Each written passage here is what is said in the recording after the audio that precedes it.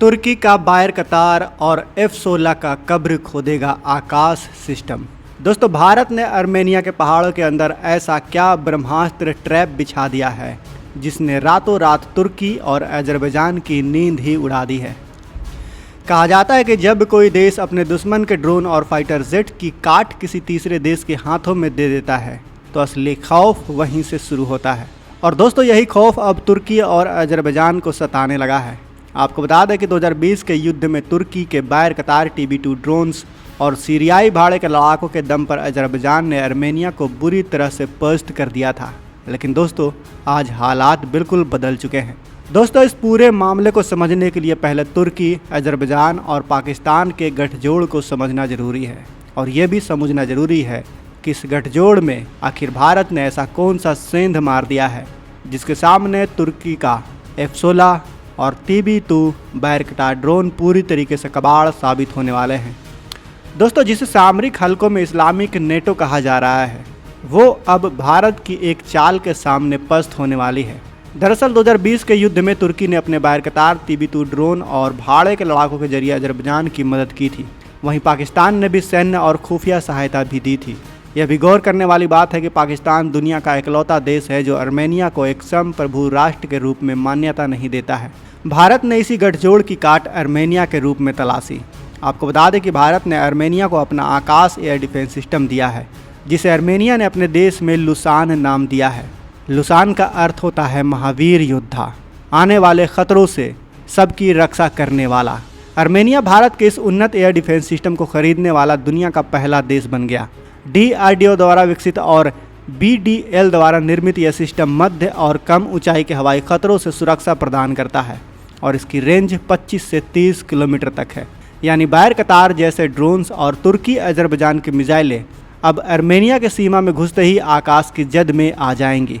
दोस्तों, अर्मेनिया ने हाल ही में भारत और ईरान के एयर डिफेंस सिस्टम के साथ एक बड़ा सैन्य अभ्यास किया है, जिसमें आकाश सिस्टम की तैनाती और उसके इस्तेमाल का आक्रामक अभ्यास किया गया। इसके साथ ही अर्मेनिया ने ईरान के माजिद एयर डिफेंस सिस्टम को भी डेमोन्स्ट्रेट किया, जो कम रेंज के अंदर दुश्मन के लड़ाकू विमानों, हेलीकॉप्टरों और ड्रोन्स को मार गिराने में सक्षम है। इस अभ्यास का पूरा फोकस सिस्टम इंटीग्रेशन और हवाई खतरों के खिलाफ रिएक्शन टाइम पर रखने का था।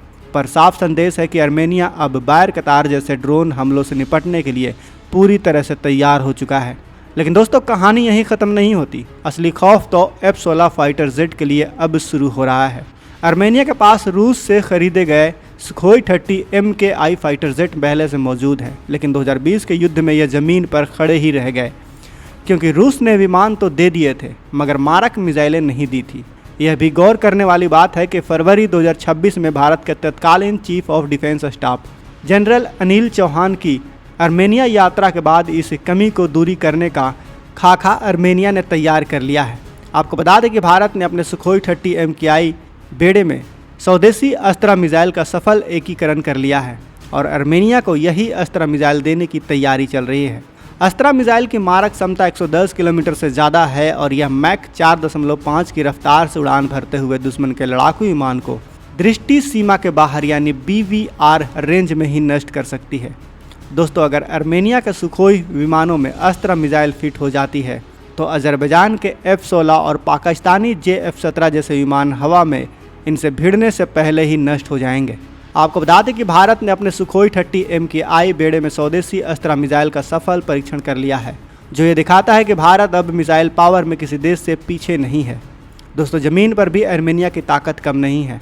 भारत ने अर्मेनिया को 155 mm की ATGS यानी advance troll artillery gun system भी दिया है, जिसकी मारक क्षमता बेस ब्लीड गोला बारूद के साथ 48 किलोमीटर से ज़्यादा है और रैम जेट प्रोजेक्टाइल के साथ 80 किलोमीटर तक है। इसके साथ ही अर्मेनिया ने भारत से Pinaka multi barrel rocket launcher भी खरीदा है, जो केवल 44 सेकंड में 12 रॉकेट फायर कर सकता है और इसकी रेंज 40 से लेकर 120 किलोमीटर तक जा चुकी है। यानी बायर कतार के ड्रोन ठिकाने को भी अब ज़मीन से सीधा निशाना बनाया जा सकता है। दोस्तों, दुश्मन कहाँ छिपा है यह पता लगाने के लिए भारत ने अपना स्वाति वेपन लोकेटिंग रडार भी अर्मेनिया को दिया है। या यूँ कह लीजिए कि स्वाति लोकेटिंग रडार भी अर्मेनिया ने भारत से खरीदा है, जो तुर्की के किसी भी वेपन सिस्टम को खंगाल कर उसकी सटीक लोकेशन अर्मेनिया को देने में सक्षम है। और तो और ये युद्ध क्षेत्र में दुश्मन के तोप खाने और रॉकेट लॉन्चर का सटीक पता लगाने में भी सक्षम है। और अगर दुश्मन छिपने की कोशिश करे तो उसके लिए ALS-50 लोटरिंग म्यूनिशन यानी आत्मघाती ड्रोन भी मौजूद हैं, जिनकी मारक क्षमता 50 किलोमीटर से ज़्यादा है। यह भी गौर करने वाली बात है कि जब आर्मेनिया ने अपने गणतंत्र दिवस पर इन भारतीय हथियारों का प्रदर्शन किया तो तुर्की और पाकिस्तान को सीधा रणनीतिक संदेश पहुंच गया था। आपको बता दें कि आर्मेनिया के लिए भारत सिर्फ एक हथियार सप्लायर नहीं है, बल्कि उस खाली जगह को भरने वाला साझेदार बन गया है जो रूस के पीछे हटने से बनी थी। यूक्रेन युद्ध शुरू होने के बाद रूस ने आर्मेनिया की सैन्य सहायता से हाथ खींच लिया था, जिसके बाद आर्मेनिया ने भारत की तरफ रुख किया। भारत ने अरबों डॉलर के रक्षा समझौते कर डाले और समय से पहले हथियारों की डिलीवरी भी कर डाली। यही वजह है कि आर्मेनिया के प्रधानमंत्री निकोल परिसीमन ने हालिया चुनाव जीतने पर प्रधानमंत्री मोदी को तुरंत फ़ोन पर बधाई दी थी। दोस्तों, इस तरीके से तुर्की और अजरबैजान की हवाई और ज़मीनी ताकत को भारत ने आर्मेनिया के जरिए सीधी चुनौती दे दी है। एक तरफ आकाश सिस्टम बाहर कतार के ड्रोन हमलों को नाकाम करेगा, दूसरी तरफ अस्त्र मिसाइल से लैस सुखोई F-16 का शिकार करने में सक्षम होगा और ज़मीन पर ATGS पिनाका जैसे हथियार दुश्मन के ठिकानों को भी निशाना बना सकते हैं। आशा करते हैं यह जानकारी आपको पसंद आई होगी। ऐसे ही डिफेंस से जुड़े दिलचस्प अपडेट के लिए बने रहिए हमारे चैनल के साथ। और अगर आपने अभी तक इस चैनल को सब्सक्राइब नहीं किया है तो इस चैनल को सब्सक्राइब कर लें। साथ ही बगल में जो बेल आइकन का बटन है उस पर ऑल पर भी क्लिक कर लें। मिलते हैं अगले वीडियो में। जय हिंद, जय भारत।